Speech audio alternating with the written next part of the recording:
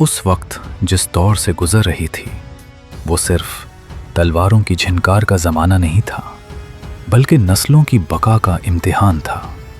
Asia की वसीओ अरीज़ चरागाहों में बसने वाले तर्क कबाइल मुसलसल हिजरत पर मजबूर थे। मंगोल तूफान मशरिक से उठ रहा था, बाज़ंतीनी साजिशें मग़रिब में पुल रही थीं और मुसलमान दुनिया अंदरूनी कमज़ोरियों से दो चार थी। ऐसे में एक छोटा सा कबीला, काई कबीला, अपनी बका की जंग लड़ रहा था। काई कबीला ओगोस तुर्कों की एक शाख था जो सदियों से घोड़े, तलवार और खैमे के साथ जीना जानता था। उनके लिए ज़मीन मुक़द्दस नहीं थी, इज़्ज़त मुक़द्दस थी। उनके सरदार सुलेमान शाह एक मुदब्बिर, निडर और दीनदार इंसान थे। वो जानते थे कि ताकत सिर्फ बाजू में नहीं, फैसला करने की सलाहियत में होती है। इसी सुलेमान शाह के घर एक ऐसा बच्चा पैदा हुआ जिसके मुक़द्दर में सिर्फ एक कबीले की नहीं बल्कि आने वाली सदियों की तारीख लिखी जा चुकी थी। ये बच्चा अर्तुग़रुल था। अर्तुग़रुल की पैदाइश कोई शाही तकरीब नहीं थी, न महल था न चरागा, एक सादा सा खेमा, चंद दुआएं और माँ की गोद। लेकिन तारीख अक्सर वहीं से जन्म लेती है जहां ज़ाहिरी शान नहीं होती। अर्तुग़रुल की वालिदा हाइमा खातून एक साबिर, बावकार और बाशऊर औरत थी। वो जानती थी कि बेटे सिर्फ जिस्म से नहीं, तरबियत से मर्द बनते हैं। उन्होंने अर्तुग़रुल को बचपन ही से नज़्म, ज़ब्त और दीन की तरफ माइल किया। अर्तुग़रुल का बचपन घोड़ों की टाप, तीरों की सीटी और तलवार की मश्क में गुजरा। काई कबीले में हर बच्चा लड़ाका नहीं बनता था, मगर हर लड़ाका अखलाक का पाबंद होता था। अर्तुग़रुल में शुरू से एक बात नुमायां थी, वो सवाल करता था। वो आंख बंद करके रिवायत को कबूल नहीं करता था। यही आदत आगे चलकर उसे बाकियों से मुख्तलिफ बनाने वाली थी। अर्तुग़रुल के भाई भी अपने अपने मिजाज में नुमायां थे। गुंदोदू सबसे बड़ा भाई था जो हमेशा रिवायत और कबायली इज्जत को मुक़द्दम रखता था।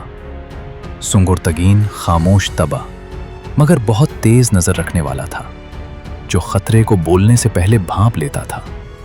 और सबसे छोटा दुंदार बे था, जवान दिल और जोश में रहने वाला, जो बाज़ औक़ात जज्बात में आकर फैसले कर बैठता था। सुलेमान शाह अपने बेटों को सिर्फ जंगजू नहीं बल्कि रहनुमा बनाना चाहते थे। वो उन्हें मजालिस में बिठाते, फैसलों के पीछे की सोच समझाते और अक्सर कहते थे, ताकतवर वो नहीं जो ज्यादा कत्ल करे, ताकतवर वो है जो हक के वक्त खड़ा हो सके। इधर हालात तेजी से बदल रहे थे। मंगोल हमले बढ़ रहे थे। कई तुर्क कबाइल या तो खत्म हो चुके थे या दुश्मनों के साथ समझौते कर चुके थे। काई कबीला भी मुसलसल दबाव में था। चरागाहें छिन रही थीं, तिजारती रास्ते गैर महफूज हो चुके थे और अंदरूनी इख्तिलाफात सर उठा रहे थे। अर्तुग़रुल अपने भाइयों के दरमियान भी नुमायां होने लगा। गुंदोदू तजर्बे की बात करते थे, सुंगुरतगीन खामोशी से हालात का जायजा लेते थे और दुंदार बेदिल में जोश रखते थे। मगर अर्तुग़रुल वो था जो खतरा देखकर पीछे हटने के बजाय उसका सामना करने का रास्ता तलाश करता था। एक दिन काई कबीले को खबर मिली कि करीब ही एक काफिला लिट चुका है और बाज़ंतीनी सरहदों पर कशीदगी बढ़ रही है। सुलेमान शाह ने मशवरा तलब किया। नौजवान अर्तुग़रुल ने पहली बार बड़े मजमा में राय दी। इसकी बात में जज्बात नहीं, हिकमत थी। कुछ बुजुर्ग नाराज हुए, मगर सुलेमान शाह खामोशी से मुस्कुरा दिए। वो जान गए थे कि क़यादत का बीज पक रहा है। ये वो दौर था जब अर्तुग़रुल की जिंदगी में ऐसे चेहरे दाखिल होने लगे जो आगे चलकर उसके कद्दर का हिस्सा बने। कुछ दोस्त भी, कुछ दुश्मन भी। काई कबीले पर दबाव अब सिर्फ अफवाहों तक महदूद नहीं रहा था, खतरा हकीकत बन चुका था। चरागाहों के रास्ते तंग हो रहे थे और इर्द गिर्द के इलाकों में मंगोल दस्तों की नक्लो हरकत की खबरें मुसलसल आ रही थीं। सुलेमान शाह जानते थे कि वक्त अब सिर्फ इंतजार का नहीं रहा, फैसला करना होगा, वरना फैसला हालात खुद कर देंगे। इसी दौरान एक दिन कबीले के शिकारी खाली हाथ लौटे। उनके चेहरों पर खौफ साफ दिखाई दे रहा था। उन्होंने बताया कि दूर दराज के इलाके में जले हुए खेमे, लाशें और लुटे हुए काफिले देखे गए हैं। ये आम डाकुओं का काम नहीं था, ये मुनज़्ज़म ताकत की निशानी थी। कबीले की मजलिस बुलाई गई। खेमे के अंदर खामोशी ऐसी थी जैसे हर सांस गिनी जा रही हो। गुंदो खुदू रिवायत और एहतियात की बात कर रहे थे। उनका कहना था कि कबीले को फौरन महफूज इलाकों की तरफ हिजरत करनी चाहिए, क्योंकि खुले मैदान में रहना खुदकुशी के मुतरादिफ है। सुंगहुर्तगैन खामोश थे, मगर उनकी निगाहें जमीन पर नहीं बल्कि इर्द गिर्द के लोगों के चेहरों पर थीं, जैसे वो दुश्मन को लफ्जों में नहीं अंदाज में पढ़ रहे हों। दुंदार बेजोश में थे। उनका दिल चाह रहा था कि फौरन तलवार उठाई जाए और खतरे को जड़ से काट दिया जाए। अर्तुगरुल ने बात सुनी, सबकी बात। फिर उसने आहिस्तगी से बोलना शुरू किया। इसकी आवाज में न जिद थी न खौफ। उसने कहा कि हिजरत अगर कमजोरी के साथ हो तो दुश्मन पीछा करता है, और जंग अगर अंधाधुंध हो तो कबीला टूट जाता है। पहले ये जानना जरूरी है कि दुश्मन कहाँ है, कितना है और किस नीयत से बढ़ रहा है। ये बात बहुत सों को सख्त लगी, मगर सुलेमान शाह ने इसी राय को वजन दिया। चंद मुंतखब सिपाहियों के साथ अर्तुगरुल को पहली बार अमली जिम्मेदारी दी गई। ये उसकी पहली आजमाइश थी, जहां बात सिर्फ राय देने की नहीं बल्कि फैसला निभाने की थी। सुंगहुर्तगैन भी उसके साथ था, क्योंकि वो रास्ते और हालात को पढ़ने में माहिर समझा जाता था। ये छोटा सा दस्ता खामोशी से निकला, न ढोल न ऐलान, सिर्फ मकसद। रास्ते में जो मनाजिर उन्होंने देखे वो दिल दहला देने वाले थे। जले हुए खेमे, बिखरा हुआ सामान और खामोश जमीन। ये सब बता रहा था कि आने वाला वक्त रहम नहीं करेगा। इसी दौरान उन्हें दुश्मन के चंद आदमियों की मौजूदगी का अंदाजा हुआ। ये पहला मौका था जब अर्तुगरुल ने तलवार सिर्फ मश्क के लिए नहीं, हकीकत में हाथ में ली। झड़प मुख्तसर थी मगर फैसला कुन। अर्तुगरुल ने बराह रास्त हमले के बजाय घेराव का रास्ता अपनाया।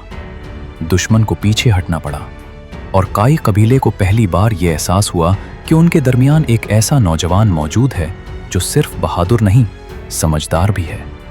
ये कोई बड़ी जंग नहीं थी, मगर यह अर्तुगरुल की पहली अमली फतह थी अपने खौफ पर।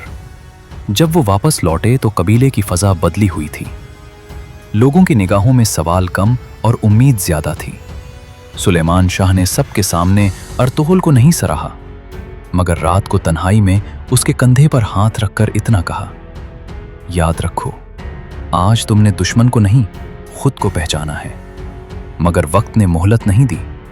चंद ही दिन बाद एक बड़ा फैसला सामने आ खड़ा हुआ। दरिया के किनारे एक खतरनाक सफर, और वो हादसा जिसने काई कबीले की समत हमेशा के लिए बदल देनी थी। सुलेमान शाह जानते थे कि हर क़यादत की एक कीमत होती है, और कभी कभी वो कीमत जान से भी ज्यादा होती है। ये वो लम्हा था जहां से अर्तुगरुल की जिंदगी में सिर्फ सीखना नहीं, उठाना शुरू होना था।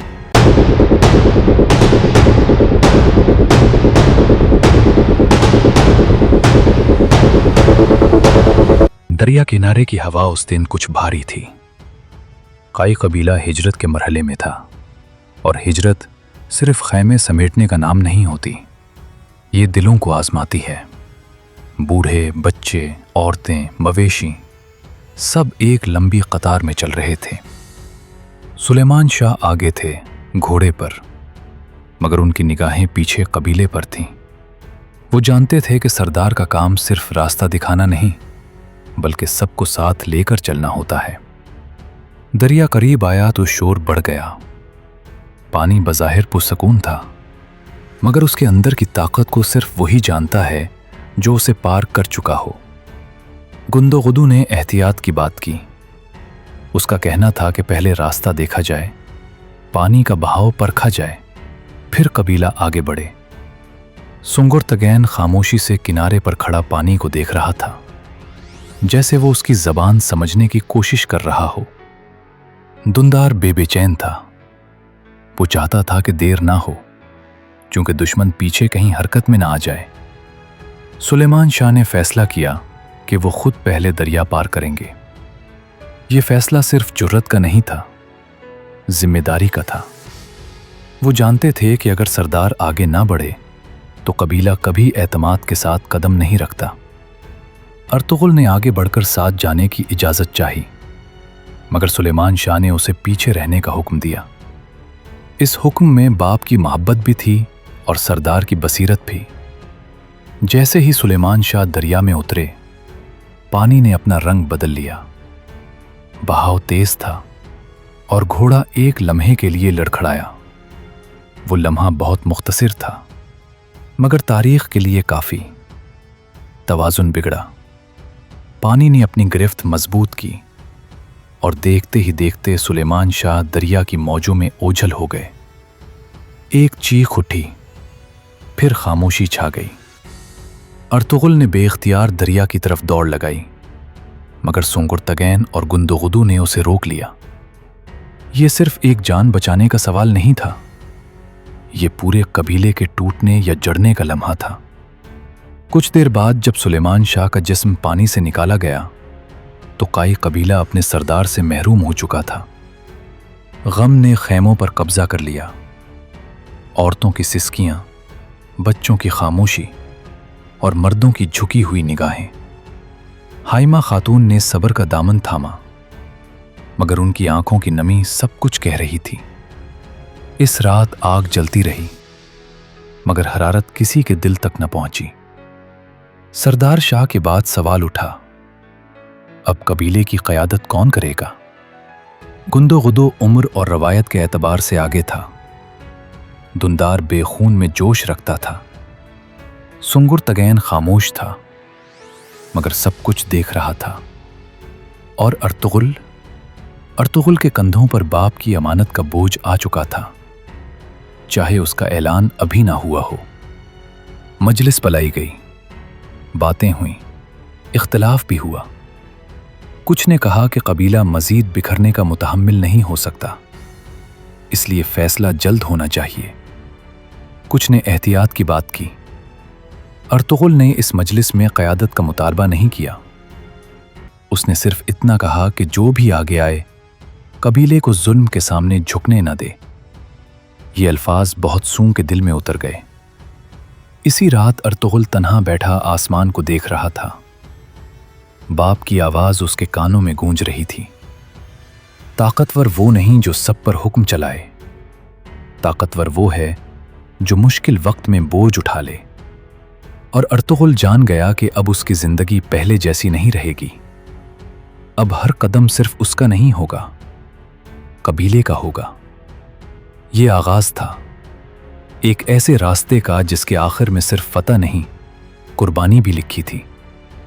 यहीं से अर्तुगरुल का असल इम्तिहान शुरू होता है। रात आहिस्ता आहिस्ता गुजर रही थी, मगर काई कबीले पर छाया हुआ बोझ हल्का नहीं हो रहा था।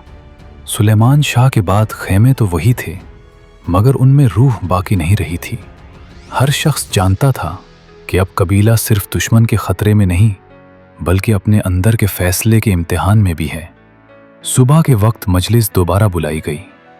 ये आम मजलिस नहीं थी, ये वो लम्हा था जहां कबीला बिखर भी सकता था और जड़ भी सकता था। गुंदोगोदू ने सबसे पहले बात की। उसकी आवाज में तजुर्बा था, मगर उसके लफ्जों में एहतियात खौफ के करीब महसूस हो रही थी।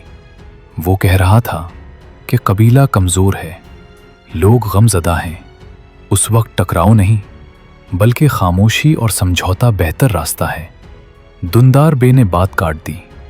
उसका लहजा तेज था, आंखों में गुस्सा। वो कह रहा था कि अगर आज दुश्मन को जवाब न दिया गया तो कल कबीले का नाम बाकी नहीं रहेगा। इसके नज़दीक इज्जत का मतलब लड़ाई था, चाहे अंजाम कुछ भी हो। सुंगुरतुगैन अब भी कम बोल रहा था, मगर जब उसने बात की तो सब ने सुना। उसने कहा कि दुश्मन सिर्फ बाहर नहीं, अंदर भी हो सकता है।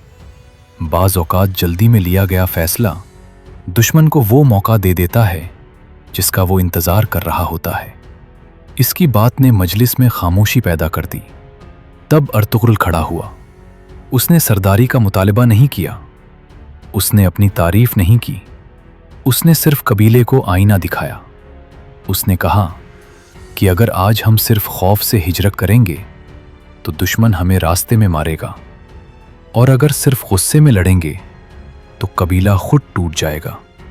ہمیں ایسا راستہ چاہیے جو ہمیں زندہ بھی رکھے اور باعزت بھی۔ کچھ چہرے نرم پڑ گئے، کچھ سخت ہو گئے، مگر سب نے محسوس کیا کہ یہ الفاظ کسی کتاب کے نہیں، تجربے کے ہیں۔ اسی دوران ایک زخمی قاصد خیمے میں داخل ہوا۔ اس کی سانس اکھری ہوئی تھی۔ اس نے خبر دی کہ بازنطینی سرحد کے قریب کائی قبیلے کے چند افراد کو پکڑ لیا گیا ہے اور انہیں قلعے کی طرف لے جایا جا رہا ہے۔ یہ خبر کسی چنگاری کی طرح تھی۔ اب فیصلہ ٹالا نہیں جا سکتا تھا۔ گندگودو نے ہچکچاہٹ دکھائی۔ دندار بے فوراً تلوار کی طرف بڑھا، مگر سلیمان شاہ کی کرسی خالی تھی، اور اس خالی پن نے سب کو یاد دلایا کہ اب فیصلہ کسی ایک کو کرنا ہوگا۔ حائمہ خاتون نے پہلی بار مجلس میں آواز دی۔ اس کی آواز میں ماں کا درد تھا اور قبیلے کی عقل۔ اس نے کہا کہ جس نے آج قبیلے کے لیے قدم اٹھانا ہے وہی اس کی ذمہ داری بھی اٹھائے گا۔ اور پھر اس نے نگاہ ارطغرل پر ٹھہرا دی۔ یہ اعلان نہیں تھا، مگر اشارہ واضح تھا۔ ارطغرل نے چند آدمی منتخب کیے، نہ زیادہ نہ کم۔ اس نے تیز حملے کے بجائے خاموشی کا راستہ چنا۔ یہ اس کی پہلی بڑی آزمائش تھی، جہاں اب ناکامی صرف اس کی نہیں، پورے قبیلے کی ہوتی۔ رات کی تاریکی میں وہ قلعے کے قریب پہنچے۔ سنگرتگین نے راستے پہچانے۔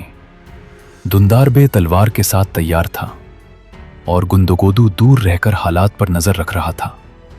ارطغرل نے براہ راست لڑائی کے بجائے قیدیوں کو نکالنے کو ترجیح دی۔ مقصد جنگ نہیں تھا، پیغام دینا تھا۔ جب قیدی آزاد ہو کر قبیلے کی طرف لوٹے تو یہ پہلی بار تھا کہ لوگوں نے ارطغرل کو صرف سلیمان شاہ کا بیٹا نہیں بلکہ اپنا محافظ سمجھا۔ واپسی پر دشمن کا پیچھا ہوا اور ایک مختصر مگر شدید جھڑپ ہوئی۔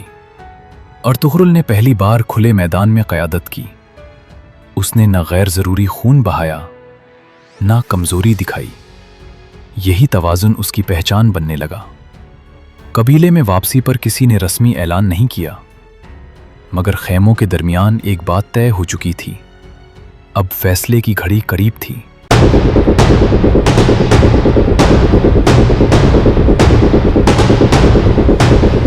رات کا آسمان ابھی بھی خاموش تھا جب کائی قبیلے نے وہ فیصلہ کرنا شروع کیا جس کا فیصلہ اب تک ٹالا جا رہا تھا۔ سلیمان شاہ کے جانے کے بعد سب جانتے تھے کہ اب کسی کا لفظ صرف بات نہیں، فیصلہ ہوگا۔ گندگودو نے دوبارہ مجلس میں بولنا شروع کیا۔ وہ بلند آواز میں نہیں بول رہا تھا، مگر اس کے لفظ بڑی وضاحت سے قبیلے کے دل و دماغ میں جا رہے تھے۔ ہم نے اپنے سردار کو کھو دیا ہے، اب ہمیں محتاط رہنا ہوگا۔ دشمن طاقتور ہے، اکیلے مقابلے کا وقت نہیں ہے۔ اس کی بات میں خوف نہیں، پرانے تجربات کی گونج تھی، ایسی گونج جو دلوں کو سختی کے بجائے احتیاط کی طرف لے جاتی۔ دندار بے نے سر ہلایا۔ وہ ارطغرل کا چھوٹا بھائی تھا اور اسے اپنے بڑے بھائی کی سچائی کا ادراک تھا۔ اس کا دل چاہ رہا تھا کہ ارطغرل کی بات کو سنا جائے، کیونکہ وہ اپنے فیصلوں میں سوچ اور حکمت دونوں کو ساتھ لے کر چلتا تھا۔ سگرتگین خاموشی سے پیچھے کھڑا تھا۔ تاریخ میں اس کا نام بہت کم ملتا ہے، مگر وہ ہر بار ایسی گھڑیوں میں ظاہر ہوتا تھا جہاں خبر لانے، حالات ایک دیکھنے اور ریاستی تعلقات کے معاملات تھے۔ اس کا تعلق صرف خاندان سے نہیں تھا، بلکہ سلجوقی حکمرانوں کے ساتھ پس پردہ رابطوں کی وجہ سے بھی سمجھا جاتا ہے۔ اس لیے وہ اکثر قبیلے کے فیصلوں میں سامنے کم نظر آئے۔ ارطغرل نے غور سے سب کی باتیں سنی۔ اس نے سنا کہ کس طرح گندگودو محتاط رہنے کا مشورہ دے رہا تھا۔ وہ محسوس کر رہا تھا کہ دوندار اس کے ساتھ ہے اور سگرتگین جیسا خاموش مگر خبردار چشم بھی موجود ہے۔ لیکن اب وقت تھا کہ قیادت کا اعلان ہو، نہ مجرد مشوروں کی جنگ۔ ارطغرل نے آہستہ سے اٹھ کر کہا، ہمیں خوف، غم या फ़कत ताकत के साथ नहीं लड़ना। हमें वो रास्ता चुनना है जिसमें हमारा नाम न सिर्फ जिंदा रहे बल्कि हमारे लोगों का सबसे ज़्यादा भला हो। ये कोई सिर्फ जुर्रत का ऐलान नहीं था, ये एक ऐसी सोच थी जिसमें न सिर्फ लड़ाई बल्कि कबीले का मुस्तकबिल शामिल था।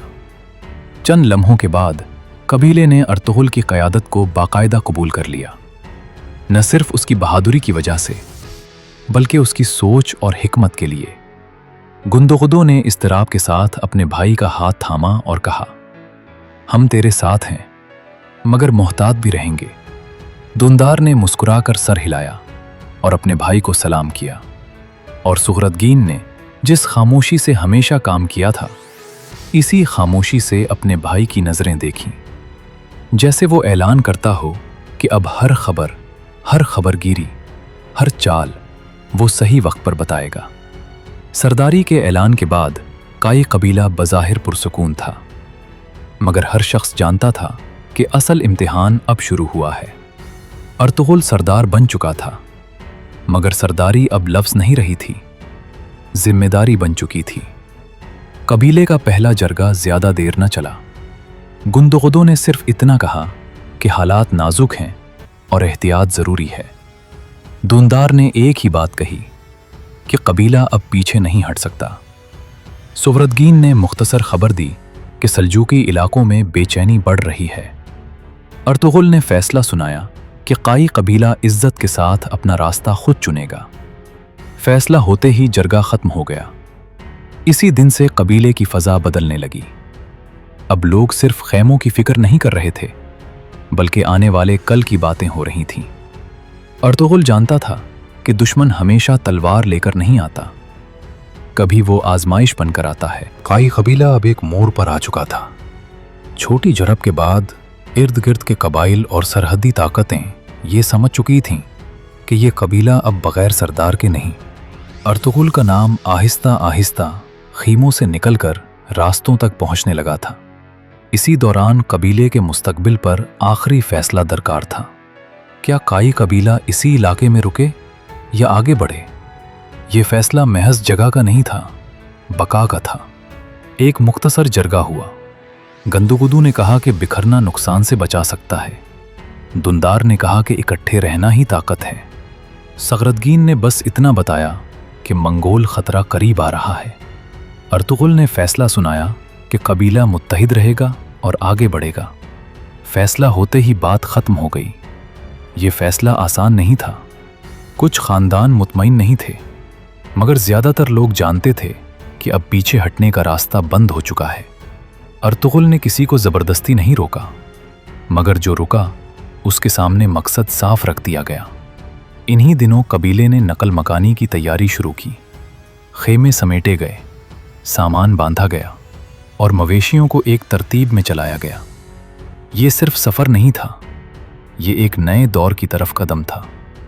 रवानगी से पहले अर्तुगरुल ने कबीले के जवानों को मुख्तसर सा पैगाम दिया। उसने कहा कि हम ज़मीन की तलाश में नहीं निकल रहे, हम इज्जत की तलाश में निकल रहे हैं। इस जुमले ने थके हुए चेहरों में जान डाल दी।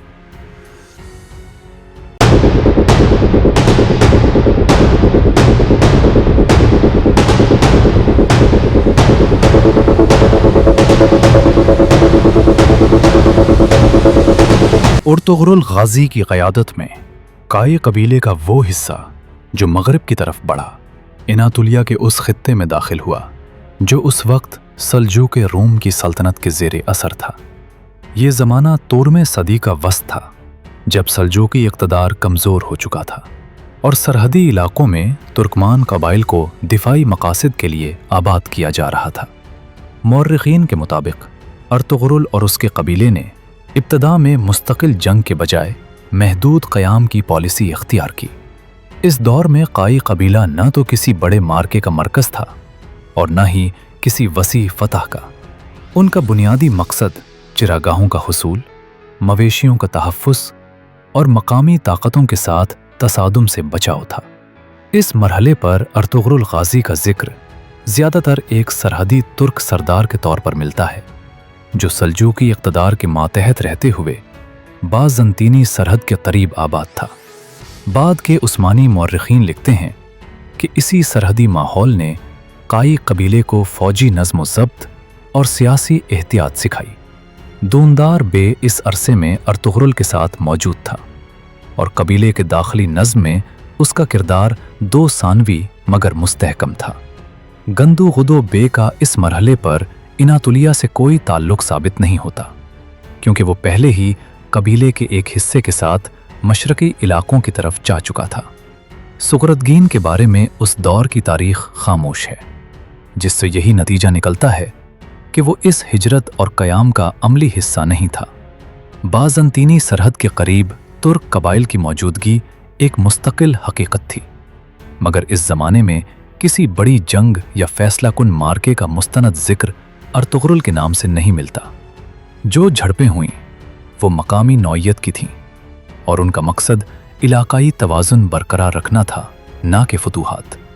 سلجوقی ریاست اس وقت منگول دباؤ کا شکار تھی اور اسی وجہ سے سرحدی ترک سرداروں کو مکمل کنٹرول میں رکھنا ممکن نہیں رہا تھا۔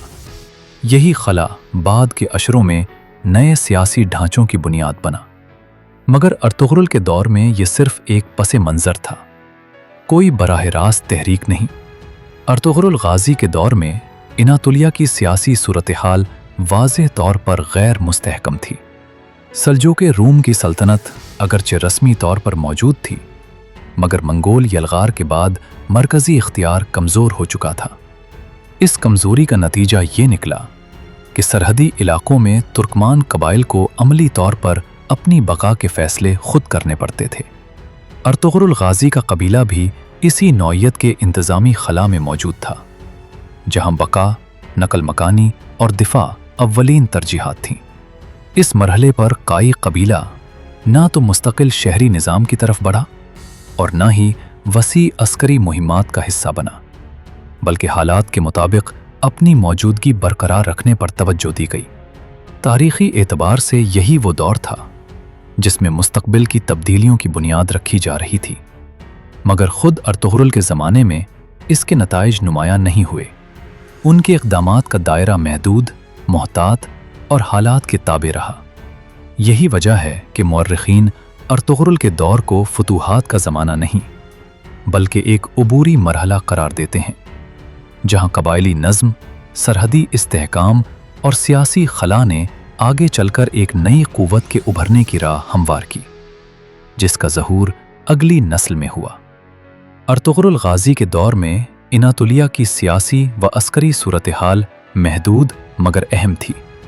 قائی قبیلہ سلجوق روم کے ماتحت سرحدی علاقے میں آباد تھا، جہاں ان کا بنیادی کردار سرحد کی نگرانی، چراگاہوں کا تحفظ اور قبیلے کی بقا تھا۔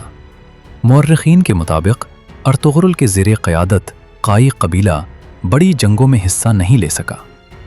ان کے عسکری اقدامات زیادہ تر حفاظتی نوعیت کے تھے اور مقامی قبائل یا بازنطینی حملوں کے رد عمل تک محدود تھے۔ اس دور میں قائی قبیلے کی نقل و حرکت موسمی حالات اور چراگاہوں کے مطابق تھی اور مستقل قبضہ یا شہری انتظام قائم نہیں ہوا تھا۔ اس دور میں سرحدی علاقوں میں بسنے والے ترکمان قبائل کے درمیان باہمی تعلقات بھی ایک مستقل چیلنج بن چکے تھے۔ چراگاہوں، پانی کے ذرائع اور نقل و حرکت کے راستوں پر اختلافات معمول کی بات تھے۔ ارطغرل نے ان معاملات میں طاقت کے بے جا استعمال سے گریز کیا اور زیادہ تر مصالحانہ راستہ اختیار کیا تاکہ قائی قبیلہ غیر ضروری دشمنیوں میں نہ الجھے۔ یہ طرز عمل وقتی طور پر سست محسوس ہوتا تھا، مگر طویل مدت میں قبیلے کے استحکام کا باعث بنا۔ عثمان کو انہی حالات میں ذمہ داری کا پہلا عملی احساس ملا۔ اسے بعض اوقات چھوٹے دستوں کے ساتھ پیغام رسانی، راستوں کی نگرانی اور قبیلے کے مفادات کی نمائندگی کے لیے بھیجا جاتا۔ یہ ذمہ داریاں بظاہر معمولی تھیں، مگر قیادت کے نقطہ نظر سے انتہائی اہم سمجھی جاتی ہیں، کیونکہ انہی کے ذریعے عثمان نے اعتماد، ضبط اور فیصلہ سازی کی ابتدائی مشق کی۔ اسی عرصے میں قبیلے کے اندر یہ احساس بھی مضبوط ہونے لگا کہ مستقبل میں قیادت کا بوجھ نئی نسل کو اٹھانا ہوگا۔ بزرگ سردار آہستہ آہستہ عملی امور نوجوانوں کے سپرد کرنے لگے، مگر نگرانی اور رہنمائی اپنے ہاتھ میں رکھتے۔ तारीखी रिवायत बताती है कि उस्मान को ख़ास तौर पर कबायली नज़्म, लोगों के मिजाज और इख्तलाफात को संभालने के तरीक़े से सिखाए गए। सरहदी माहौल मुसलसल गैर यकीनी था। कभी बाज़ंतीनी किलों से दबाव बढ़ जाता और कभी मकामी ताकतें अपने असर व रसूख को वुसअत देने की कोशिश करतीं। ऐसे में काई कबीले का रवैया दिफाई रहा, मगर मुकम्मल तौर पर गैर फ़ाल नहीं। वो अपने वजूद, चरागाहों और रास्तों के तहफ़्फ़ुज़ के लिए हर वक्त तैयार रहते थे। उस्मान इस तैयारी का हिस्सा बनकर ये सीख रहा था कि ताकत का असल इस्तेमाल कब और कहाँ ज़रूरी है। ये मरहला काई कबीले के लिए सिर्फ बका का नहीं, बल्कि तब्दीली की खामोश तैयारी का दौर था। अर्तुगरुल की क़यादत में कबीला अपने कदम मजबूत कर रहा था और उस्मान रफ्ता रफ्ता इस जिम्मेदारी के लिए तैयार हो रहा था जो आने वाले वक्त में इसके कांधों पर आनी थी। वक्त के साथ साथ काई कबीले के सरहदी इलाके मजीद हसास होते चले गए। बाज़ंतीनी हुदूद के करीब रिहाइश का मतलब ये था कि हर फैसला नाप तोल कर करना पड़ता था। किसी एक गलत कदम से न सिर्फ कबीला बल्कि उसके ख़ानदान और चरागाहें भी ख़तरे में पड़ सकती थीं। इसी माहौल में अर्तुगरुल ने नौजवानों को ये सिखाया कि जंग हमेशा आखिरी रास्ता होती है और असल कामयाबी कबीले को महफूज रखने में है। उस्मान अब सिर्फ सीखने वाला नहीं रहा था, बल्कि बाज़ मौक़े पर छोटे फैसलों की जिम्मेदारी भी उसे सौंपी जाने लगी। गश्त के औक़ात, रास्तों के इंतखाब और काफ़िलों की हिफाजत जैसे मामलात में उसकी राय पूछी जाती। ये फैसले महदूद दायरे में होते थे, मगर उनका मकसद उस्मान को ये समझाना था कि क़यादत का मतलब सिर्फ हुक्म देना नहीं, बल्कि नताइज की जिम्मेदारी कबूल करना भी है। इसी अरसे में कबीले के अंदर नज़्म व ज़ब्त को मज़ीद मजबूत किया गया। चरागाहों के इस्तेमाल, मवेशियों की तक़सीम और सफ़र के औक़ात तय किए गए ताकि किसी अंदरूनी इख्तलाफ को सर उठाने का मौका न मिले। उस्मान ने इन इंतज़ामात को करीब से देखा और ये समझा कि ताकत सिर्फ हथियार में नहीं बल्कि निज़ाम में भी होती है। सरहदी दबाव के बावजूद काई कबीला गैर ज़रूरी झड़पों से बचता रहा। अगर कहीं तनाव बढ़ता तो पहले बातचीत, फिर महदूद दिफाई तैयारी की जाती। तारीख़ी तनाजुर में यही हिकमत अमली कबीले को बड़े नुकसानात से बचाती रही। उस्मान इस अमल का हिस्सा बनकर ये सीख रहा था कि सब्र, बर्दाश्त और दुरुस्त वक्त का इंतखाब किस तरह मुस्तक़बिल की राह हमवार करता है।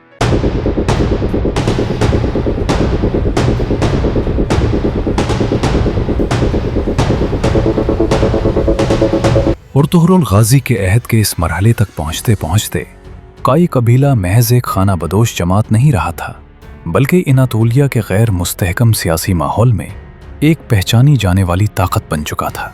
ये ताकत किसी वसी सल्तनत या बड़े लश्कर की सूरत में नहीं थी, बल्कि नज़्म, इत्तेहाद और मुस्तकिल क़यादत की सूरत में थी, जिसकी बुनियाद अर्तुगरुल ने बरसों की जद्दोजहद से रखी थी। मंगोल दबाव, बाज़ंतीनी सरहदी कशमकश और सल्जूकी इक़्तिदार की कमज़ोरी के दरमियान काई कबीला अब एक ऐसी हकीकत बन चुका था जिसे नज़रअंदाज करना मुमकिन न था। इस दौर में अर्तुगरुल की ज़िंदगी का बड़ा हिस्सा फतूहात के बजाय तवाज़ुन बरकरार रखने में गुजरा। वो जान चुका था कि हर तलवार उठाना फतह नहीं लाता और हर जंग कबीले के मफाद में नहीं होती। इसी शऊर ने उसे दूसरे तुर्कमान सरदारों से मुख्तलिफ बनाया। इसकी मजलिस में अब जंग से ज़्यादा मुशावरत होती, चरागाहों की तक़सीम, कबायली नज़्म, अदल और दाखिली इख्तलाफात के हल पर बात होती। अर्तुगरुल की क़यादत अब सिर्फ एक जंगजू की नहीं बल्कि एक बुज़ुर्ग सरदार की थी, जिसके फ़ैसले वक्ती फ़ायदे के बजाय आने वाले वक्त को देखकर किए जाते थे। काई कबीले के अंदरूनी ढांचे में भी वाज़ेह तब्दीली आ चुकी थी। ख़ानदानी निज़ाम मजबूत हो चुका था। सरदारी का तसव्वुर महज नसब तक महदूद नहीं रहा, बल्कि अहलियत और जिम्मेदारी से जुड़ गया था। अर्तुगरुल खुद इसकी मिसाल था। वो अपने बेटों को महज जंगी तरबियत नहीं दे रहा था, बल्कि नज़्म, सब्र और क़यादत के उसूल सिखा रहा था। इसकी नज़र इस बात पर थी कि इसके बाद कबीला इंतशार का शिकार न हो, जैसा कि उसने अपने इर्द गिर्द कई तुर्कमान गिरोहों के साथ होते देखा था। इसी दौरान अनातोलिया में ताकत का खला मज़ीद गहरा हो रहा था। सल्जूक़े रोम के हुक्मरान मंगोल असर के तहत थे। फैसले मरकज़ से कम और हालात के दबाव से ज़्यादा हो रहे थे। ऐसे में सरहदी कबाइल की अहमियत बढ़ गई थी। अर्तुगरुल इस हकीकत को समझता था, मगर वो खुद को किसी बड़े सियासी खेल का महरा बनाने से गुरेज करता रहा। इसकी हिकमत अमली खामोश मजबूती थी, शोर के बगैर आगे बढ़ना और तसादुम के बजाय मौका को पहचानना। बाज़ंतीनी सरहद के करीब काई कबीले की मौजूदगी अब वक्ती नहीं रही थी, ये मुस्तकिल क़याम की शक्ल इख्तियार कर चुकी थी। किलों के साए में बसने वाले तुर्क कबाइल अब सिर्फ हमला आवर नहीं समझे जाते थे, बल्कि एक ऐसी कुव्वत के तौर पर देखे जाते थे जो इलाके में नज़्म कायम रख सकती थी। ये सब किसी बड़ी जंग के बगैर हुआ, और यही अर्तुगरुल की सबसे बड़ी कामयाबी थी कि उसने खूनरेज़ी के बगैर ज़मीन पर गिरफ्त मजबूत की। अर्तुगरुल के इस दौर की ज़िंदगी में खामोशी गालिब आ चुकी थी। वो कम बोलता, ज़्यादा देखता था। कबीले के फैसले अब इज्तिमाई मुशावरत से होते, मगर आखिरी वज़न इसकी राय का ही होता। इसके अल्फाज कम थे, मगर असर रखते थे। वो जानता था कि क़यादत सिर्फ मैदान जंग में नहीं, बल्कि मुश्किल वक्त में दुरुस्त फैसला करने का नाम है। ये वो मरहला था जहां अर्तुगरुल की शख्सियत एक तारीखी पल बन चुकी थी। एक तरफ वो कदीम तुर्कमान रिवायात का अमीन था, और दूसरी तरफ एक नए सियासी नज़्म की बुनियाद रख रहा था, जिसका शऊरी ऐलान इसने कभी नहीं किया, मगर इसके अमल खुद बोलते थे। काई कबीला अब बका के मरहले से निकलकर तसलसल के मरहले में दाखिल हो चुका था। अर्तुगरुल गाजी के आखिरी बरसों में काई कबीला ज़ाहिरी तौर पर पुरसकून था, मगर यह सुकून किसी ठहराव का नहीं, बल्कि एक मरहले के इख्तिताम का इशारा था। वो सरदार जो बरसों तक नकल मकानी, दबाव और ख़तरात के दरमियान कबीले को संभालता रहा था, अब जिस्मानी तौर पर कमज़ोर हो चुका था, मगर ज़हनी तौर पर पहले से ज़्यादा वाज़े और मजबूत था। उसकी नशिस्तों में अब तलवार कम और बात ज़्यादा होती थी, और उसकी गुफ्तगू में मुस्तकबिल की फ़िक्र नुमाया नज़र आती थी। इन बरसों में अर्तुगरुल ने कबीले के नज़्म को हतमी शक्ल दी। उसने वाज़े कर दिया कि क़यादत महज ताकत से नहीं, बल्कि ज़िम्मेदारी और अदल से चलती है। कबाइली मामलात में इसका झुकाव अब फौरी रद्द-ए-अमल के बजाय मुस्तकिल हल की तरफ था। चरागाहों, बाहमी इख्तिलाफात और सरहदी मामलात में वो तवाज़ुन चाहता था, क्योंकि वो जानता था कि इसके बाद कबीला अगर मुंतशिर हुआ तो बरसों की मेहनत ज़ाया हो जाएगी। तारीख़ी हवालों के मुताबिक इस ज़माने में अर्तुगरुल बराह रास्त किसी बड़ी जंग या मुहिम में शरीक नहीं रहा।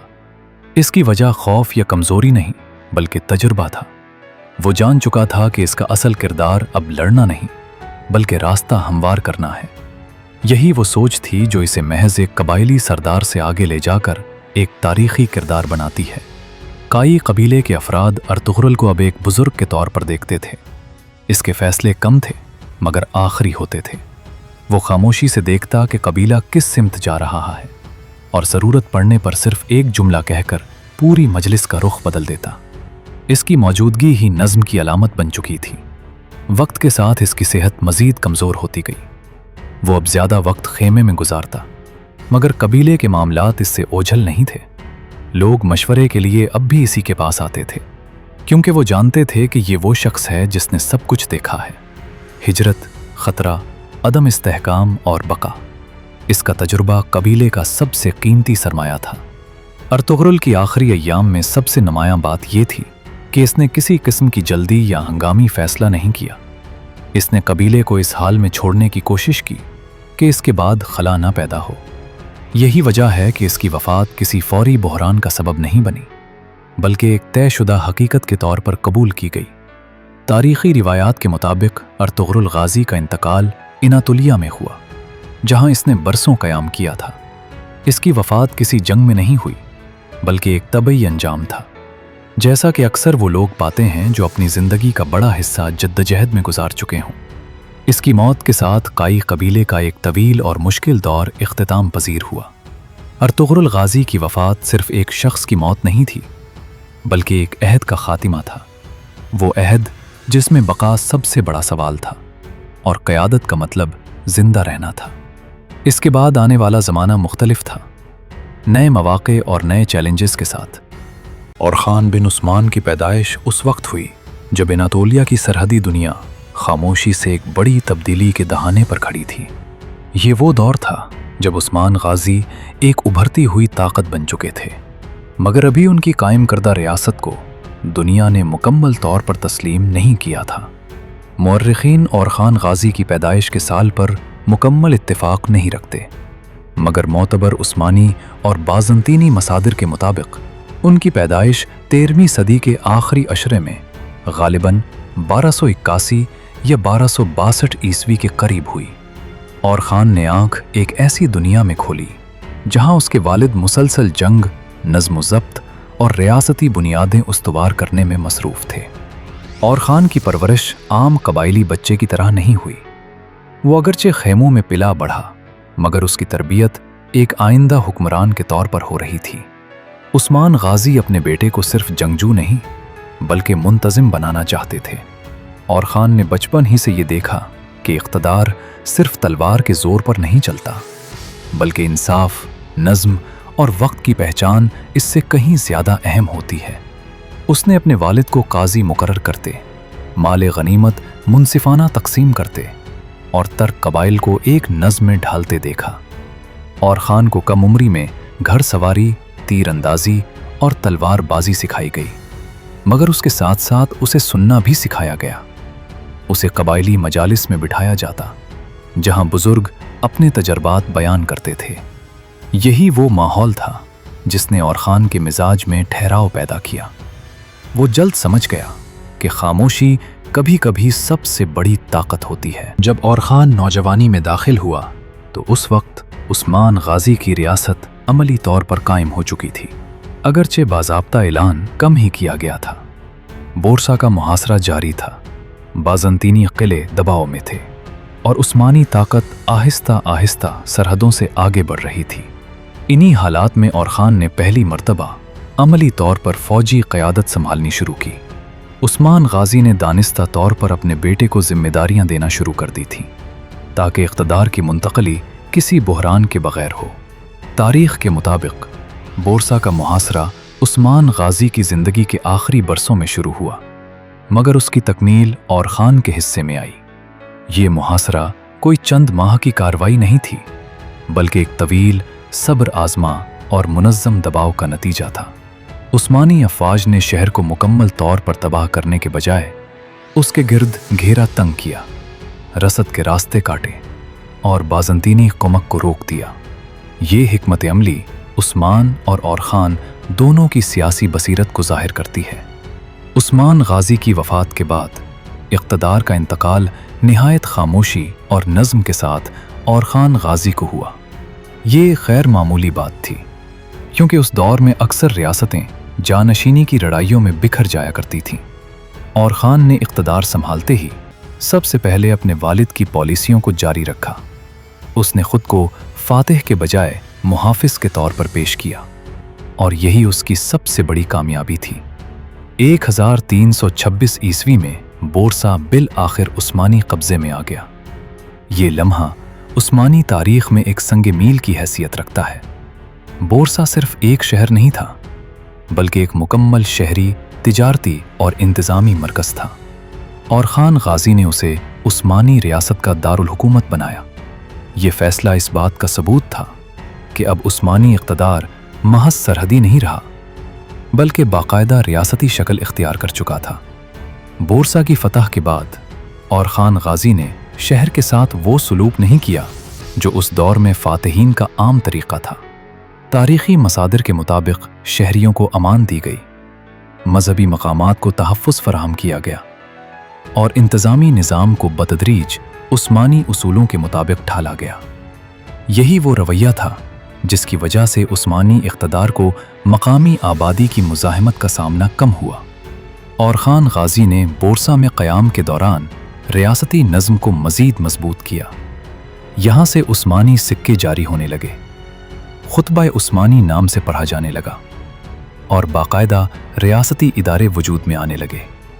ये सब इक़दामात एक वाज़ेह इशारा थे कि अब एक नई ताकत मुकम्मल तौर पर मंजर आम पर आ चुकी है। बोरसा की फतह के बाद और खान गाजी के सामने सबसे बड़ा सवाल ये नहीं था कि अगला किला कौन सा फतह किया जाए, बल्कि ये था कि एक नई रियासत को किस तरह मजबूत बुनियादों पर खड़ा रखा जाए। तारीख़ हमें बताती है कि बहुत सी ताकतें फतूहात के बाद इसलिए ख़त्म हो गईं कि वो नज़्म, कायम न कर सके। मगर और खान गाजी ने इब्तिदा ही में ये बात समझ ली थी कि अगर अंदरूनी निज़ाम कमज़ोर हुआ तो बैरूनी फतूहात बेमानी हो जाएंगी। इसी सोच के तहत उन्होंने बुरसा को सिर्फ दारुल हुकूमत नहीं बनाया, बल्कि एक नमूना शहर की हैसियत दी, जहां से बाकी इलाकों के लिए नज़्म व नस्क की मिसाल कायम की जा सके। और खान गाजी ने सबसे पहले इंतज़ामी मामलात को मुनज़्ज़म किया। मुख्तलिफ इलाकों में ज़िम्मेदार मुकर्रर किए गए जो बराह रास्त मरकज़ को जवाबदेह थे। काजियों के ज़रिए अदालती निज़ाम मजबूत किया गया ताकि मकामी आबादी को इंसाफ के लिए तलवार के बजाय अदालत का दरवाज़ा खटखटाना पड़े। ये वो तब्दीली थी जिसने उस्मानी इक़्तिदार को महज एक जंगी ताकत के बजाय एक काबिल कबूल रियासत में तब्दील किया। तारीख़ के मुस्तनद मसादिर इस बात पर मुत्तफ़िक़ हैं कि और ख़ान के दौर में इंसाफ की फराहमी ने उस्मानी इलाक़ों में इस्तेहकाम पैदा किया। इसी दौर में और ख़ान गाजी ने फ़ौजी निज़ाम पर भी ख़ास तवज्जो दी। अगरचे उस्मानी अफ़वाज पहले ही मुनज़्ज़म थीं, मगर अब उन्हें एक मुस्तकिल रियासती फ़ौज की शक्ल दी जाने लगी। सिपाहियों की तनख्वाहें, उनके फ़राइज़ और उनकी ज़िम्मेदारियों को वाज़ेह किया गया। ये पहला मौका था जब उस्मानी फ़ौज महज कबायली जंगजुओं का मजमुआ नहीं रही, बल्कि एक बाकायदा इदारे में ढलने लगी। तारीख़ यहाँ ये भी वाज़ेह करती है कि इस मरहले पर फ़ौज में नज़्म व ज़ब्त को सबसे ज़्यादा अहमियत दी गई। और ख़ान गाजी के दौर में बाज़ंतीनी सल्तनत मज़ीद कमज़ोर हो चुकी थी। अंदरूनी इख्तिलाफ़ात, माली बहरान और सियासी इंतशार ने इसे दिफाई पोजीशन पर ला खड़ा किया था। और ख़ान गाजी ने इस सूरत हाल का फ़ायदा उठाते हुए कदम ब कदम पेशकदमी की। उन्होंने किसी एक बड़ी जंग के बजाय मुसलसल दबाव की हिकमत अमली अपनाई। छोटे किले, सरहदी बस्तियां और अहम रास्ते उस्मानी कंट्रोल में आते चले गए। ये पेशकदमी आहिस्ता थी मगर मुस्तकिल, और यही इसकी कामयाबी का राज था। की दहाई के अवाखिर में और ख़ान गाजी ने अनातोलिया के शुमाल मगरबी इलाकों में अपनी गिरफ्त मजबूत कर ली। अज़नक, अज़मित और नकोमीदिया जैसे अहम मराकिज़ बाज़ंतीनी दिफा के लिए कलीदी हैसियत रखते थे। और ख़ान ने बराह रास्त हमले के बजाय पहले इन शहरों को तन्हा किया, उनकी रसद महदूद की और फिर मुनासिब वक्त पर फैसला कुन कार्रवाई की। तारीख़ के मुताबिक ये फतूहात किसी एक दिन का नतीजा नहीं थी, बल्कि बरसों की मंसूबाबंदी और सब्र का हासिल थी। और ख़ान गाजी की शख्सियत का एक अहम पहलू उनकी सफारतकारी थी। वो सिर्फ तलवार के ज़रिए बात नहीं करते थे, बल्कि मुआहिदों, शादियों और सियासी ताल्लुकात के ज़रिए भी अपने असर को बढ़ाते थे। इसी पॉलिसी के तहत उनकी शादी बाज़ंतीनी शहज़ादी थियोडोरा से हुई। ये शादी किसी रोमानवी दास्तान का हिस्सा नहीं, बल्कि एक खालिस सियासी फ़ैसला थी, जिसका मकसद बाज़ंतीनी दरबार के साथ ताल्लुकात को एक ख़ास तवाज़ुन में रखना था। तारीख़ी मसादिर इस बात की तस्दीक़ करते हैं कि इस शादी ने कुछ अरसे के लिए उस्मानी और बाज़ंतीनी ताल्लुकात में कशीदगी को कम किया। और ख़ान गाजी की ज़ाती ज़िंदगी सादा थी। वो शान व शौकत के बजाय नज़्म व ज़ब्त को तरजीह देते थे। इनके दरबार में गैर ज़रूरी रस्म व रिवाज की हौसला अफजाई नहीं की जाती थी। तारीख़ हमें बताती है कि वो अक्सर रियासती उमूर में खुद बराह रास्त दिलचस्पी लेते थे और फैसलों में ताख़ीर को नापसंद करते थे। और ख़ान गाजी की औलाद परवान चढ़ रही थी। इनके बेटों में मुराद अव्वल का नाम नुमाया है, जो बाद में उस्मानी तख्त पर बैठे। और ख़ान ने अपनी ज़िंदगी में ही अपने बेटों को रियासती मामलात से रोशनास कराना शुरू कर दिया था, ताकि इक़्तिदार की मुंतकली एक बार फिर बग़ैर किसी बहरान के हो। ये तर्ज़ अमल उस्मानी रिवायत का हिस्सा बनता चला गया। और ख़ान गाजी के ज़माने में मंगोल ताकत का असर आहिस्ता आहिस्ता कम होने लगा। अगरचे वो अब भी एक हकीकत थे, मगर उनका बराह रास्त दबाव इस हद तक नहीं रहा था जो उस्मान गाजी के दौर में था। और ख़ान ने इस तब्दीली को फ़ौरन महसूस किया और अपनी रियासत को मज़ीद खुद मुख्तार बनाने के इक़दामात तेज़ कर दिए। ये वो मरला था जहां उस्मानी रियासत एक इलाकाई ताकत के तौर पर पहचानी जाने लगी। और ख़ान गाजी के दौर में जिस चीज़ ने उस्मानी रियासत को दूसरे तुर्क अमारात से मुमताज़ किया, वो सिर्फ फतूहात नहीं थी, बल्कि वो इदारा जाती तब्दीलियां थीं जो आहिस्ता आहिस्ता एक मुस्तकिल सल्तनत की शक्ल इख्तियार कर रही थीं। उस ज़माने में ज़्यादातर तुर्क हुक्मरान अब भी कबायली ढांचे के तहत हुकूमत कर रहे थे, जहां ताकत का इन्हिसार सरदार की ज़ाती हैसियत पर होता था। मगर और खान गाजी ने इस तर्ज को बदलना शुरू किया। उन्होंने समझ लिया था कि अगर रियासत को एक नस्ल से आगे ले जाना है तो उसे अफराद के बजाय इदारों पर कायम करना होगा। इसी सोच के तहत फौजी निज़ाम में मज़ीद इस्लाहात की गईं। तारीख़ हमें बताती है कि इस दौर में उस्मानी फ़ौज दो बुनियादी हिस्सों में तकसीम थी। एक वो जंगजू जो कबायली रिवायत के तहत लड़ते थे, और दूसरे वो सिपाही जो रियासती नज़्म के तहत मुनज़्ज़म किए जा रहे थे। यही वो मरहला था जहां बाद में यैनी चरी कहलाने वाले निज़ाम की बुनियाद पड़ी। अगरचे इस दौर में वो अपनी मुकम्मल शक्ल में मौजूद नहीं था, मुअर्रिख़ीन इस बात पर मुत्तफ़िक़ हैं कि और खान गाजी के ज़माने में एक मुस्तकिल, तनख्वाहदार और रियासत के वफ़ादार लश्कर का तसव्वुर पहली बार अमली शक्ल इख्तियार करने लगा। और खान गाजी ने फ़ौज को सिर्फ लड़ने के लिए नहीं बल्कि नज़्म बरकरार रखने के लिए भी इस्तेमाल किया। नए फतह शुदा इलाकों में उस्मानी दस्ते सिर्फ किलों में नहीं बैठते थे, बल्कि सड़कों, मंडियों और देहात में अमन कायम रखने की जिम्मेदारी भी निभाते थे। इससे मकामी आबादी में ये तासुर पैदा हुआ कि उस्मानी इक़्तिदार सिर्फ फातिह नहीं बल्कि मुहाफ़िज़ भी है। यही तासुर उस्मानी तौसी के लिए सबसे मजबूत बुनियाद साबित हुआ। इसी दौरान बाज़ंतीनी रियासत की हालत मज़ीद अबतर हो गई। दाखिली साजिशें, तख्त के दावेदारों की लड़ाइयाँ और माली बदहाली ने इसकी कमर तोड़ दी थी। और खान गाजी ने इन हालात को निहायत बारीक बीनी से देखा और फैसला किया कि अब फैसला कुन कदम उठाने का वक्त आ चुका है। इस मरहले पर उन्होंने नेकिया और नकुमेदिया जैसे अहम शहरों पर तवज्जो मरकूज़ की, जो बाज़ंतीनी दिफाई निज़ाम की रीढ़ की हड्डी समझे जाते थे। नेकिया का मुहासरा एक तवील और पेचीदा अमल था। ये शहर मजबूत फसीलों, झील के करीब होने और बाज़ंतीनी तारीख़ में अपनी मजहबी अहमियत की वजह से ख़ास हैसियत रखता था। और खान गाजी ने यहाँ भी जल्दबाजी से काम नहीं लिया। उन्होंने शहर को मुकम्मल तौर पर तन्हा किया, उसके तिजारती रास्ते काटे और बाज़ंतीनी कुमक को रोका। बिल आखिर 1331 ईस्वी में नेकिया उस्मानी कब्ज़े में आ गया। ये फतह न सिर्फ अस्करी लिहाज से बल्कि अलामती तौर पर भी इंतहाई अहम थी, क्योंकि ये बाज़ंतीनी ताकत के ज़वाल की वाज़ेह निशानी थी। नेकिया के बाद नुकुमेदिया की बारी आई, जो बहरा मरमरा के करीब एक अहम तिजारती और फौजी मरकज़ था। इस शहर की फतह ने उस्मानी रियासत को समंदरी रास्तों तक रसाई दी और इनातोलिया में बाज़ंतीनी मौजूदगी को तकरीबन ख़त्म कर दिया। तारीख़ के मुताबिक ये फतूहात किसी एक लम्हे का नतीजा नहीं थीं, बल्कि बरसों की मुनज़्ज़म पॉलिसी का हासिल थीं, जिसमें ताकत, सब्र और सियासत तीनों शामिल थे। और खान गाजी के दौर में उस्मानी रियासत ने पहली मर्तबा यूरोप की सरजमीन पर कदम रखने की संजीदा तैयारी शुरू की।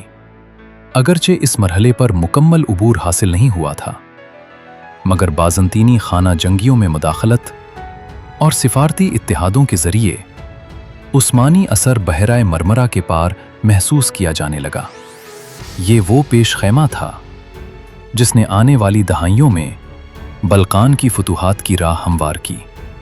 और खान गाजी की हुक्मरानी में मजहबी और समाजी इदारों को भी फ़रोग़ मिला।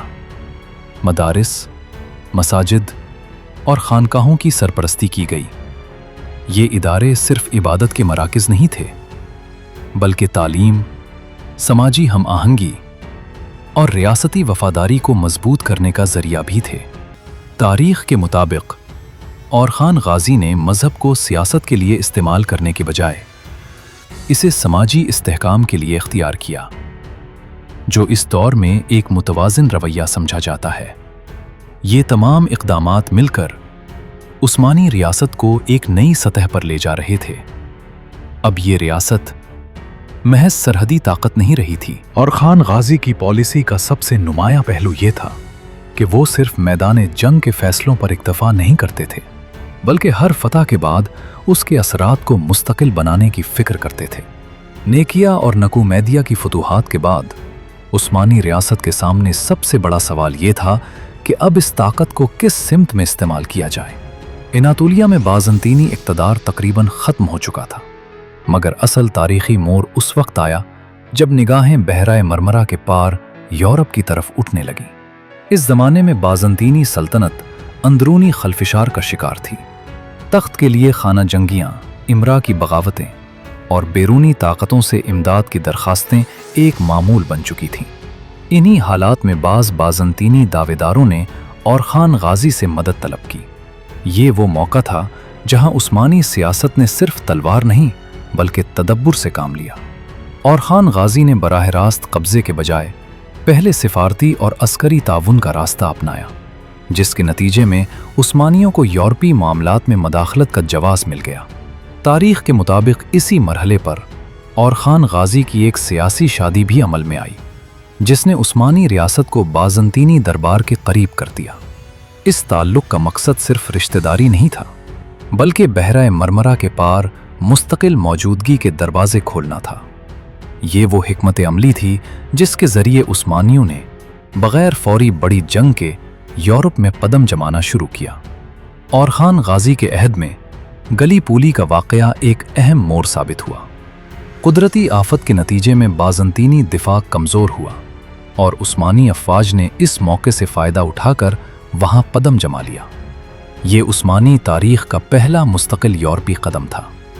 अगरचे इस वक्त किसी वसी यूरोपी सल्तनत का ऐलान नहीं हुआ, मगर तारीख़दान इस बात पर मुत्तफ़िक़ हैं कि यही लम्हा बाद की अजीम फतूहात की बुनियाद बना। इसी दौरान रियासती नज़्म मज़ीद मजबूत होता गया। पहली मर्तबा उस्मानी सिक्का बाकायदा तौर पर जारी हुआ और खुतबा उस्मानी हुक्मरान के नाम पर पढ़ा जाने लगा, जो खुद मुख्तारी की अलामत समझा जाता है। अदालतें मुनज़्ज़म हुईं, काजी मुकर्रर किए गए और शरीयत के साथ साथ उर्फ़ी क़वानीन को भी रियासती नज़्म का हिस्सा बनाया गया। ये सब इक़दामात इस बात का सबूत थे कि और खान गाजी महज फ़ातिह नहीं बल्कि एक मुदब्बिर हुक्मरान थे। और खान गाजी की ज़ाती ज़िंदगी भी तारीख़ का हिस्सा है। उनकी शादियों और औलाद का ज़िक्र मुस्तनद ज़राए में महफूज है।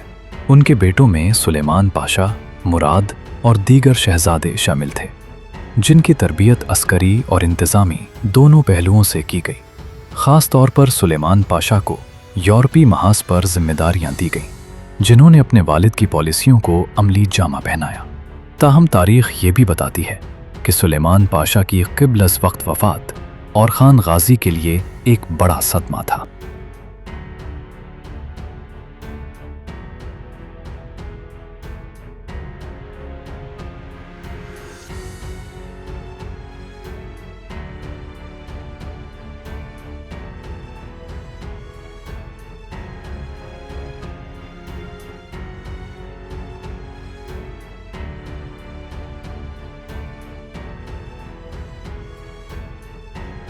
और खान गाजी के इक़्तिदार के आखिरी बरस दरअसल इस तवील जिद्दोजहद का मंतकी नतीजा थे जो उन्होंने अपनी जवानी से शुरू की थी। अब उस्मानी रियासत एक ऐसे मरहले में दाखिल हो चुकी थी जहां उसकी बका किसी एक शख्स की ज़ात पर मुनहसर नहीं रही थी, बल्कि इदारे, कवानीन और तरबियत याफ्ता क़यादत उसकी असल ताकत बन चुके थे। यही वो मकाम था जहां और खान गाजी ने अपने बाद के ज़माने के लिए सोचना शुरू किया और जानशीनी के मामले को महज ख़ानदानी रिवायत के बजाय रियासती मफाद के साथ जोड़ दिया। इन बरसों में और खान गाजी अमली मैदान से बतदरीज पीछे हटने लगे थे। उम्र, बीमारी और मुसलसल जिद्दोजहद ने उनकी जिस्मानी क़ुव्वत को मुतासिर किया था, मगर उनकी फ़िक्री गिरफ्त बदस्तूर मजबूत थी। वो अहम फ़ैसलों में शरीक रहते, मगर अमली क़यादत अपने बेटों और काबिल इमरा के हवाले कर चुके थे। इसी दौर में मुराद को ज़्यादा जिम्मेदारियां दी गईं और उसे फ़ौजी व इंतज़ामी उमूर में बराह रास्त शरीक किया गया। तारीख इस बात पर मुत्तफिक है कि मुराद की तरबियत महज जंगी नहीं थी, बल्कि उसे रियासत चलाने के उसूल भी सिखाए गए ताकि इक़्तिदार की मुंतकली में कोई खलल पैदा ना हो। और खान गाजी के आखिरी दौर में यूरोपी महाज पर उस्मानी मौजूदगी मजबूत हो चुकी थी। गलीपुली के बाद बल्कान में उस्मानी असर एक हकीकत बन चुका था और बाज़ंतीनी सल्तनत अब दिफाई पोजीशन में आ चुकी थी। ये सब कुछ और खान गाजी की उस पॉलिसी का नतीजा था जिसमें उन्होंने जल्दबाजी के बजाय मुस्तकिल कदम जमाने को तरजीह दी। वो जानते थे कि आर्जी फतूहात तारीख में देरपा नहीं होती, इसलिए उन्होंने हर पेशरफ्त को एक मुनज़्ज़म निज़ाम के साथ जोड़ा। और खान गाजी की शख्सियत का एक अहम पहलू उनकी दियानत और सादगी थी। उन्होंने ना महल्लात की दौड़ लगाई और ना ही ज़ाती जाहो जलाल को तरजीह दी। उनका ज़्यादातर वक्त या तो रियासती मुशावरत में गुजरता या इबादत और खामोश तफक्कुर में। यही वजह थी कि उनकी वफ़ात के वक्त उस्मानी रियासत में कोई बड़ा खलफशार पैदा नहीं हुआ, क्योंकि निज़ाम पहले ही मजबूत बुनियादों पर कायम हो चुका था। ईसवी में और खान गाजी का इंतकाल हुआ। तारीख़ के मुताबिक उनकी वफ़ात कुदरती असबाब के तहत हुई और उन्हें बोरसा में अपने वालिद उस्मान गाजी के पहलू में दफन किया गया। ये महज एक शख्स की मौत नहीं थी, बल्कि एक अहद का इख्तिताम था। ताहम ये इख्तिताम किसी ज़वाल की अलामत नहीं था, बल्कि एक नए दौर के आगाज़ की तमहीद था, क्योंकि अब उस्मानी रियासत एक ऐसे वारिस के हवाले हो रही थी जो एक मुनज़्ज़म सल्तनत को मज़ीद वुसअत देने की सलाहियत रखता था।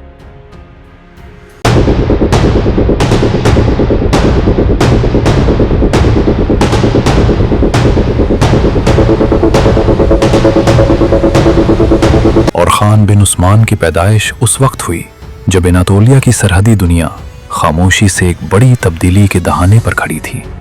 ये वो दौर था जब उस्मान गाजी एक उभरती हुई ताकत बन चुके थे, मगर अभी उनकी कायम करदा रियासत को दुनिया ने मुकम्मल तौर पर तस्लीम नहीं किया था। मुअर्रिखीन और खान गाजी की पैदाइश के साल पर मुकम्मल इत्तिफाक नहीं रखते, मगर मोतबर उस्मानी और बाज़ंतीनी मसादिर के मुताबिक उनकी पैदाइश 13वीं सदी के आखिरी अशरे में गालिबन 1281 या 1262 ईस्वी के करीब हुई। और खान ने आंख एक ऐसी दुनिया में खोली जहां उसके वालिद मुसलसल जंग, नज़्म ज़ब्त और रियासती बुनियादें उस्तवार करने में मसरूफ थे। और खान की परवरिश आम कबाइली बच्चे की तरह नहीं हुई। वो अगरचे खेमों में पिला बढ़ा, मगर उसकी तरबियत एक आइंदा हुक्मरान के तौर पर हो रही थी। उस्मान गाजी अपने बेटे को सिर्फ जंगजू नहीं बल्कि मुंतज़िम बनाना चाहते थे, और खान ने बचपन ही से ये देखा कि इक़्तिदार सिर्फ तलवार के जोर पर नहीं चलता, बल्कि इंसाफ, नज़्म और वक्त की पहचान इससे कहीं ज्यादा अहम होती है। उसने अपने वालिद को काजी मुकर्रर करते, माले गनीमत मुनसिफाना तकसीम करते और तर्क कबाइल को एक नज़्म में ढालते देखा। और खान को कम उम्री में घर सवारी, तीर अंदाजी और तलवार बाजी सिखाई गई, मगर उसके साथ साथ उसे सुनना भी सिखाया गया। उसे कबाइली मजालिस में बिठाया जाता जहां बुजुर्ग अपने तजर्बात बयान करते थे। यही वो माहौल था जिसने और खान के मिजाज में ठहराव पैदा किया। वो जल्द समझ गया कि खामोशी कभी कभी सबसे बड़ी ताकत होती है। जब और खान नौजवानी में दाखिल हुआ तो उस वक्त उस्मान गाजी की रियासत अमली तौर पर कायम हो चुकी थी, अगरचे बाज़ाब्ता ऐलान कम ही किया गया था। बोरसा का मुहासरा जारी था, बाज़ंतीनी किले दबाव में थे और उस्मानी ताकत आहिस्ता आहिस्ता सरहदों से आगे बढ़ रही थी। इन्हीं हालात में और खान ने पहली मर्तबा अमली तौर पर फौजी क़यादत संभालनी शुरू की। उस्मान गाजी ने दानिस्ता तौर पर अपने बेटे को जिम्मेदारियां देना शुरू कर दी थी ताकि इक़्तिदार की मुंतकली किसी बुहरान के बगैर हो। तारीख के मुताबिक बोरसा का मुहासरा उस्मान गाजी की जिंदगी के आखिरी बरसों में शुरू हुआ, मगर उसकी तकमील और खान के हिस्से में आई। ये मुहासरा कोई चंद माह की कार्रवाई नहीं थी, बल्कि एक तवील, सब्र आजमा और मुनज़्ज़म दबाव का नतीजा था। उस्मानी अफ़वाज ने शहर को मुकम्मल तौर पर तबाह करने के बजाय उसके गिर्द घेरा तंग किया, रसद के रास्ते काटे और बाज़ंतीनी कुमक को रोक दिया। ये हिकमत अमली عثمان اور خان دونوں کی سیاسی بصیرت کو ظاہر کرتی ہے۔ عثمان غازی کی وفات کے بعد اقتدار کا انتقال نہایت خاموشی اور نظم کے ساتھ اور خان غازی کو ہوا۔ یہ غیر معمولی بات تھی، کیونکہ اس دور میں اکثر ریاستیں جانشینی کی لڑائیوں میں بکھر جایا کرتی تھیں۔ اور خان نے اقتدار سنبھالتے ہی سب سے پہلے اپنے والد کی پالیسیوں کو جاری رکھا۔ اس نے خود کو فاتح کے بجائے محافظ کے طور پر پیش کیا، اور یہی اس کی سب سے بڑی کامیابی تھی۔ 1326 عیسوی میں بورسا بالآخر عثمانی قبضے میں آ گیا۔ یہ لمحہ عثمانی تاریخ میں ایک سنگ میل کی حیثیت رکھتا ہے۔ بورسا صرف ایک شہر نہیں تھا، بلکہ ایک مکمل شہری، تجارتی اور انتظامی مرکز تھا، اور خان غازی نے اسے عثمانی ریاست کا دارالحکومت بنایا۔ یہ فیصلہ اس بات کا ثبوت تھا کہ اب عثمانی اقتدار محض سرحدی نہیں رہا، بلکہ باقاعدہ ریاستی شکل اختیار کر چکا تھا۔ بورسا کی فتح کے بعد اور خان غازی نے شہر کے ساتھ وہ سلوک نہیں کیا جو اس دور میں فاتحین کا عام طریقہ تھا۔ تاریخی مصادر کے مطابق شہریوں کو امان دی گئی، مذہبی مقامات کو تحفظ فراہم کیا گیا، اور انتظامی نظام کو بتدریج عثمانی اصولوں کے مطابق ڈھالا گیا۔ یہی وہ رویہ تھا جس کی وجہ سے عثمانی اقتدار کو مقامی آبادی کی مزاحمت کا سامنا کم ہوا، اور خان غازی نے بورسا میں قیام کے دوران ریاستی نظم کو مزید مضبوط کیا۔ یہاں سے عثمانی سکے جاری ہونے لگے، خطبہ عثمانی نام سے پڑھا جانے لگا، اور باقاعدہ ریاستی ادارے وجود میں آنے لگے۔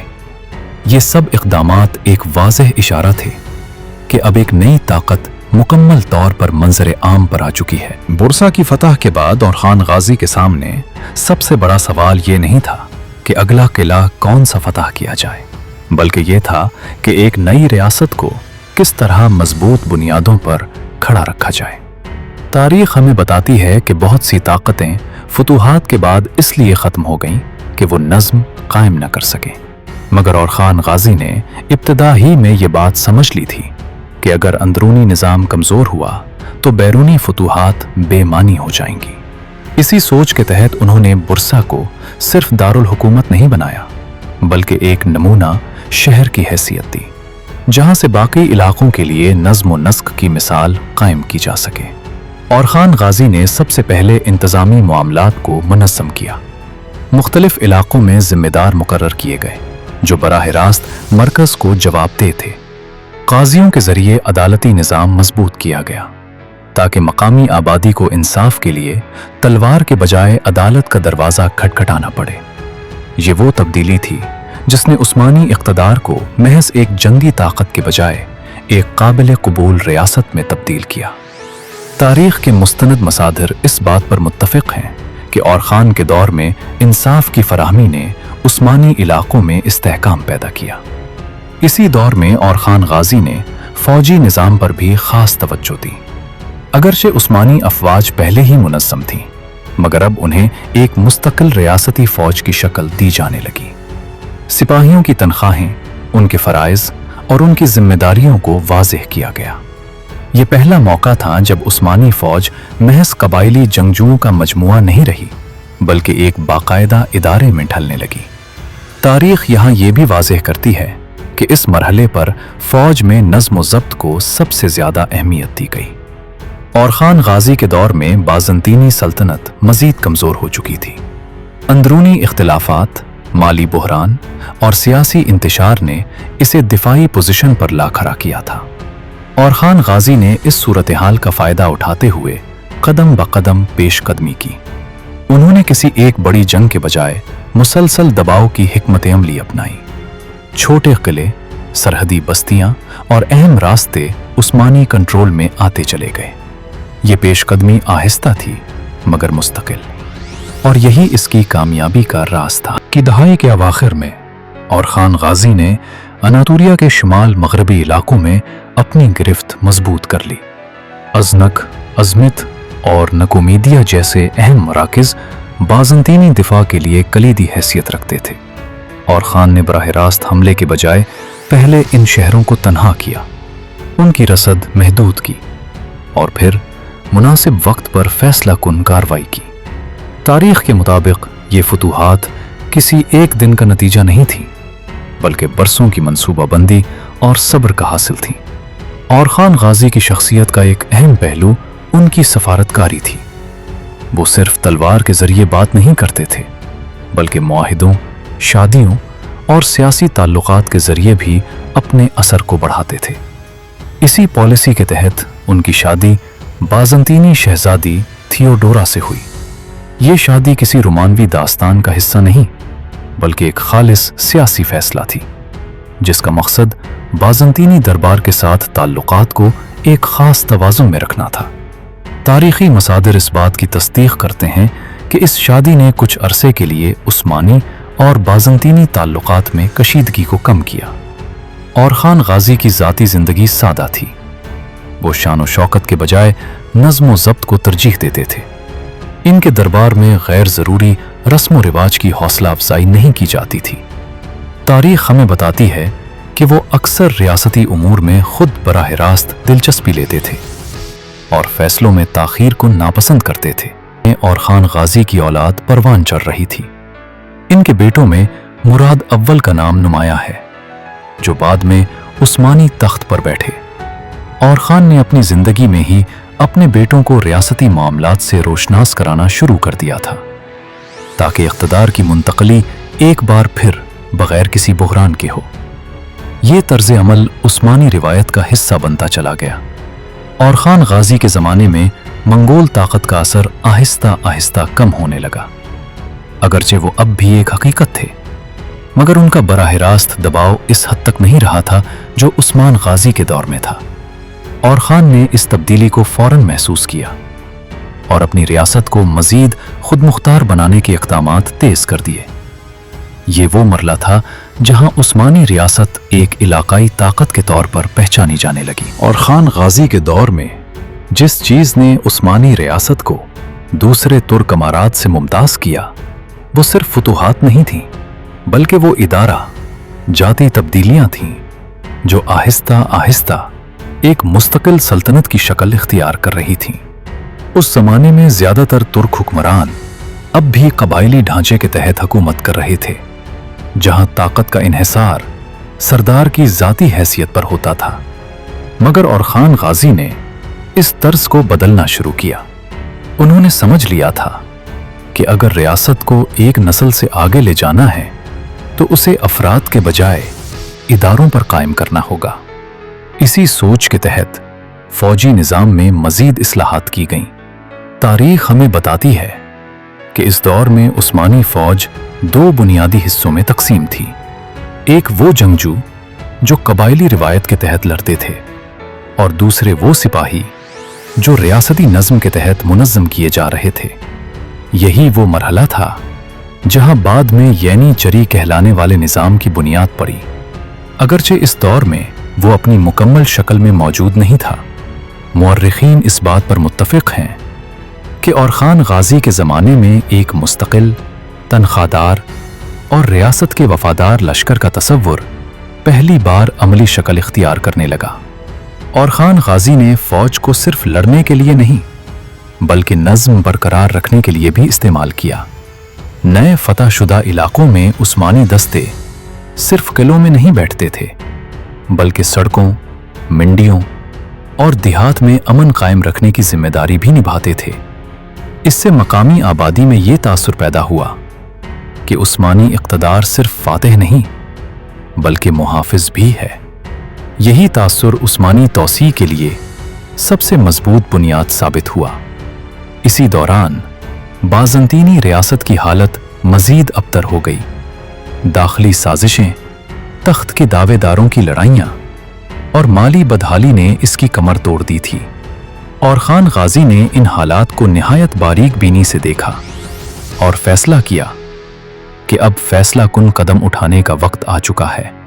इस मरहले पर उन्होंने नेकिया और नकुमेदिया जैसे अहम शहरों पर तवज्जो मरकूज की, जो बाज़ंतीनी दिफाई निज़ाम की रीढ़ की हड्डी समझे जाते थे। नेकिया का मुहासरा एक तवील और पेचीदा अमल था। ये शहर मजबूत फसीलों, झील के करीब होने और बाज़ंतीनी तारीख में अपनी मजहबी अहमियत की वजह से खास हैसियत रखता था। और खान गाजी ने यहां भी जल्दबाजी से काम नहीं लिया। उन्होंने शहर को मुकम्मल तौर पर तन्हा किया, उसके तिजारती रास्ते काटे और बाज़ंतीनी कुमक को रोका। बिलाखिर 1331 ईस्वी में नेकिया उस्मानी कब्जे में आ गया। ये फतह न सिर्फ अस्करी लिहाज से बल्कि अलामती तौर पर भी इंतहाई अहम थी, क्योंकि ये बाज़ंतीनी ताकत के ज़वाल की वाज़ेह निशानी थी। नेकिया के बाद नुकुमेदिया की बारी आई, जो बहराए मरमरा के करीब एक अहम तिजारती और फौजी मरकज था। इस शहर की फतह ने उस्मानी रियासत को समंदरी रास्तों तक रसाई दी और इनातोलिया में बाज़ंतीनी मौजूदगी को तकरीबन ख़त्म कर दिया। तारीख़ के मुताबिक ये फतूहात किसी एक लम्हे का नतीजा नहीं थीं, बल्कि बरसों की मुनज़्ज़म पॉलिसी का हासिल थीं, जिसमें ताकत, सब्र और सियासत तीनों शामिल थे। और खान गाजी के दौर में उस्मानी रियासत ने पहली मर्तबा यूरोप की सरजमीन पर कदम रखने की संजीदा तैयारी शुरू की। अगरचे इस मरहले पर मुकम्मल उबूर हासिल नहीं हुआ था, मगर बाज़ंतीनी खाना जंगियों में मुदाखलत और सिफारती इत्तेहादों के जरिए उस्मानी असर बहराए मरमरा के पार महसूस किया जाने लगा। ये वो पेश खैमा था जिसने आने वाली दहाइयों में बल्कान की फतूहात की राह हमवार की और खान गाजी की हुक्मरानी में मजहबी और समाजी इदारों को भी फरोग मिला। मदारिस, मसाजिद और खानकाहों की सरपरस्ती की गई। ये इदारे सिर्फ इबादत के मराकिज नहीं थे, बल्कि तालीम, समाजी हम आहंगी और रियासती वफादारी को मजबूत करने का जरिया भी थे। तारीख के मुताबिक और खान गाजी ने मजहब को सियासत के लिए इस्तेमाल करने के बजाय इसे समाजी इस्तेहकाम के लिए इख्तियार किया, जो इस दौर में एक मुतवाज़िन रवैया समझा जाता है। ये तमाम इक़दामात मिलकर उस्मानी रियासत को एक नई सतह पर ले जा रहे थे। अब ये रियासत महज सरहदी ताकत नहीं रही थी। और खान गाजी की पॉलिसी का सबसे नुमाया पहलू यह था कि वो सिर्फ मैदान जंग के फैसलों पर इक्तफा नहीं करते थे, बल्कि हर फतह के बाद उसके असरात को मुस्तकिल बनाने की फिक्र करते थे। नेकिया और नकुमैदिया की फतूहात के बाद उस्मानी रियासत के सामने सबसे बड़ा सवाल यह था कि अब इस ताकत को किस सिमत में इस्तेमाल किया जाए। इनातोलिया में बाज़ंतीनी इक़्तिदार तकरीबन ख़त्म हो चुका था, मगर असल तारीख़ी मोड़ उस वक्त आया जब निगाहें बहराए मरमरा के पार यूरोप की तरफ उठने लगी। इस ज़माने में बाज़ंतीनी सल्तनत अंदरूनी खलफिशार का शिकार थी। तख्त के लिए खाना जंगियां, इमरा की बगावतें और बैरूनी ताकतों से इमदाद की दरखास्तें एक मामूल बन चुकी थीं। इन्हीं हालात में बाज़ंतीनी दावेदारों ने और खान गाजी से मदद तलब की। ये वो मौका था जहां उस्मानी सियासत ने सिर्फ तलवार नहीं बल्कि तदब्बुर से काम लिया, और खान गाजी ने बराह रास्त कब्जे के बजाय पहले सिफारती और अस्करी ताउन का रास्ता अपनाया, जिसके नतीजे में उस्मानियों को यूरोपी मामलात में मदाखलत का जवाज़ मिल गया। तारीख के मुताबिक इसी मरहले पर और खान गाजी की एक सियासी शादी भी अमल में आई, जिसने उस्मानी रियासत को बाज़ंतीनी दरबार के करीब कर दिया। इस ताल्लुक का मकसद सिर्फ रिश्तेदारी नहीं था, बल्कि बहराए मरमरा के पार मुस्तकिल मौजूदगी के दरवाजे खोलना था। ये वो हिकमत अमली थी जिसके जरिए उस्मानियों ने बगैर फौरी बड़ी जंग के यूरोप में कदम जमाना शुरू किया। और खान गाजी के अहद में गली पूली का वाकया एक अहम मोड़ साबित हुआ।